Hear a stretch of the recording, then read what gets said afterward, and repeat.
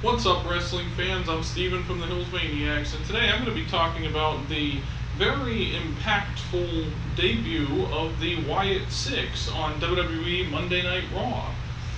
First of all, I just want to give my thoughts on their debut. I thought it was really well done. For those of you who may not have seen it, the Wyatt Sicks, who have been teased for several months now with all these QR codes that have been popping up around WWE and all WWE programming for, I believe it's been like 3 months or so, probably since WrestleMania, since after WrestleMania, I believe. And within those QR codes, there was these different hints and like this big sort of mystery of like, who could this be? But of course, we all kind of predicted that it was going to be this new faction, or at least the return of Uncle Howdy, who was a character created by Bray Wyatt before his passing, and it was played by his brother, who we knew as Bo Dallas, or Taylor Rotunda is his real name.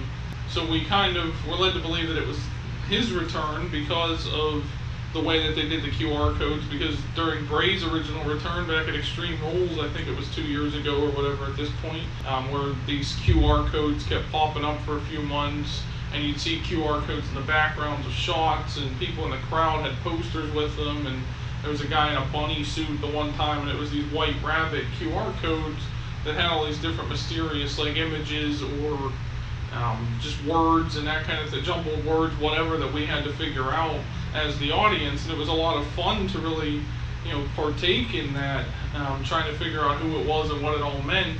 And then of course it led to the return of Bray Wyatt, and they were doing the same thing here with this new faction that's now known as the Wyatt Sicks, SICKS, which I also thought was really creative, like a creative solution, since there's not going to be 6 of them, since Bray won't be part of it unless they do have someone else join it down the road. I feel like that was a creative solution to get around that, and calling them the Wyatt Sicks, like they're sickos, they're sick people that have come together and joined forces to just wreak havoc in WWE. I love that name. But anyways, they finally made their debut on just a random episode of Monday Night Raw, really. We were kind of waiting for it throughout the night, because the show kicked off with a sort of the WWE intro was like glitching out, and then it had its own, like they sort of had their own version of the WWE logo and all that kind of stuff. Like they hacked the stream at the beginning of the show, basically, which is kind of how the QR codes have been popping up in the first place.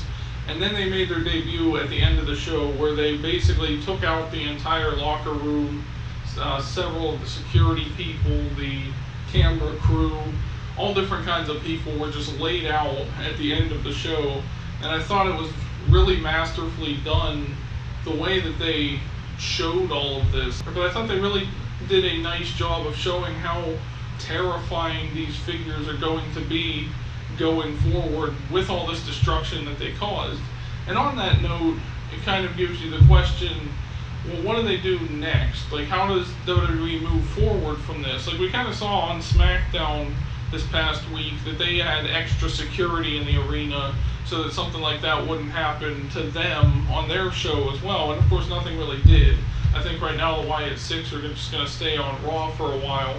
But in terms of the way that WWE has been producing their shows lately, and how great the quality has really been lately, it makes you wonder, where does a faction like this, that's meant to be this supernatural, like spooky group, sort of fit into the broader scale of what WWE has been doing for itself lately. And that's what I'm going to be talking about today. Can the Wyatt Sicks faction actually work in this new era of WWE?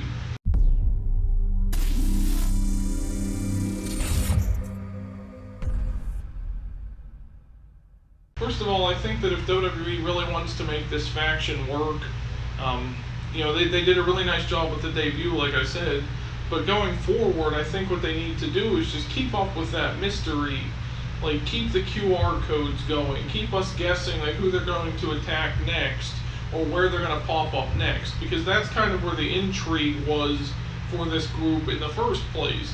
Like, seeing them debut was awesome, but it's also like, well, now that they're here, are they going to be here all the time? Are we going to keep seeing them? Are they going to keep doing the same thing? I think WWE needs to avoid that and just keep up with the mystery of it in order to really make this faction actually work. And I think that would keep people invested in it, because us not knowing who they're going after directly, like it might be 3 or 4 different people that they tease going after and then go after only one of them for now, or something along those lines. I think that's really what would keep people coming back for more and keep us guessing who they're going to attack, because they did really well with this debut. Now, like, they have to keep up this momentum and sort of build them up as this really scary faction of people who could literally pop up anywhere and do anything, because they're not confined to just one brand. They haven't been assigned to one brand, and I don't think the general managers are going to want them on their brand unless they think that they can control them by doing so, and that could be where the story goes as well. So I think to keep people's interest in this group, I think they need to keep going with the QR codes and keep the mystery surrounding them to really make this faction work. I think another thing they could do to really keep us invested in this group and to keep this group interesting, like, going forward, so that we never lose interest in it or we get bored with it or whatever, is to not make them invincible like they were trying to do with The Fiend. Like when Bray Wyatt portrayed that character, you know, they kind of shot themselves in the foot when they put the Universal Championship on Bray Wyatt, because it's like, now how do you beat an invincible character who literally is supposed to be this person who feels no pain whatsoever, and he's supposed to be this demonic figure? Why does he need a championship? Like, why would he want to go after a championship if he's just meant to, like, wreak havoc and teach some kind of lesson to the people and, you know, hurt people or whatever? Like, why would this kind of character want a championship in the first place? Like, I've heard a lot of people say that was one of the problems with The Fiend. Like, it kind of makes him this more grounded character now instead of this supernatural being.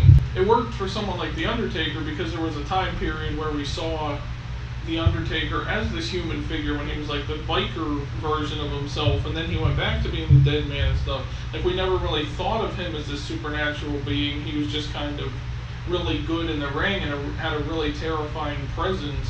Whereas with The Fiend, it was like Bray literally said, like, he can't feel pain necessarily. Like, he wears the mask, he becomes the Fiend to not feel pain anymore. And if he can't feel pain, he can't be beaten in the ring. He's not going to just give up. He's not going to tap out or let someone pin him, whatever. And that was the issue they had with that. And if they go that route again here with the Wyatt Sicks, then I think that's going to sort of ruin the presentation of these characters as well, and ruin any championships that they may put on them as well, because now nobody can take those titles off of them. And if they want them to, then they have to make these characters more grounded and find a way to have somebody beat them.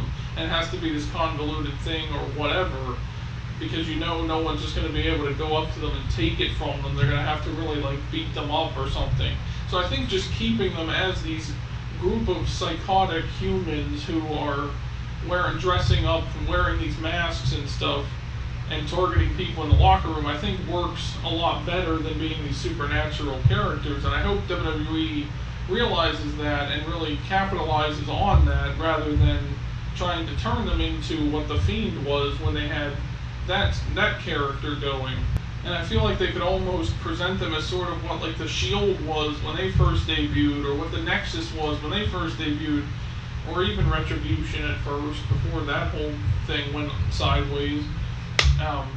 They're meant to be this group of people who were going around attacking people, causing chaos in the locker room, whatever. You know, they just didn't care. Like, that's how the Nexus debuted. They tore the ring apart. Retribution tore the ring apart, or attacking people, throwing security around, whatever, those kind of things. Hacking the servers and hacking the whole system and that kind of stuff. That's exactly what the Wyatt Sicks is also doing, and that's what they should be presented as every time they're on screen, rather than these ghosts or these, like, supernatural entities that are like possessing people or that kind of thing. It should just be, it's still like a cult, like the Wyatt family was originally, just now they're wearing masks and they believe themselves to be better than everybody else, and they're trying to use this dominance that they now feel for from within themselves to achieve whatever their goal is now that they're together as a faction. And I also think that if they decide to just make them these psychotic people wearing masks, then I think each one of them should at least compete at some point, so that we can kind of get a feel for okay, well, this is how these people compete in the ring. They don't really care if they win or lose, they're just out to cause chaos. So they might get disqualified here and there or whatever, or they just don't care what the referee says, because that's not the point. I get that that kind of ruins what wrestling is. If the person doesn't care if they win or lose, then why are they here? But that's what this group is meant to be. I think they're just trying to torture people to teach them some kind of lesson, whatever that lesson may be, and they can't really do that if they care about winning or not, because that's not what they care about. And I think presenting them in that way and having each of them compete so that we can see how each of them are different and unique, I think would make this really work. All in all, I think this group can work if WWE really puts in the effort and doesn't go the supernatural route with it. I think they could make it really work, and I think it could be a really cool faction to see. And I feel like they need to add more members in the future, kind of like they're doing with Judgment Day. They've been through several cycles of Judgment Day now, and Judgment Day has lasted for 2 or 3 years at this point. They've had members get kicked out, and then new members join, and all that sort of stuff. That's the kind of thing they can do with this group as well. Make them a normal faction like we've seen in WWE all these years. But let me know what you guys think down in the comments section. Do you think this group can work? Are you excited to see what comes next for them, what they're going to do next, and where this is going to lead to? And also be sure to like this video and subscribe for more. We do all kinds of different wrestling content on here, so go check out any of those videos if you're a wrestling fan. Thank you for watching the video, everyone, and I will see you in the next one.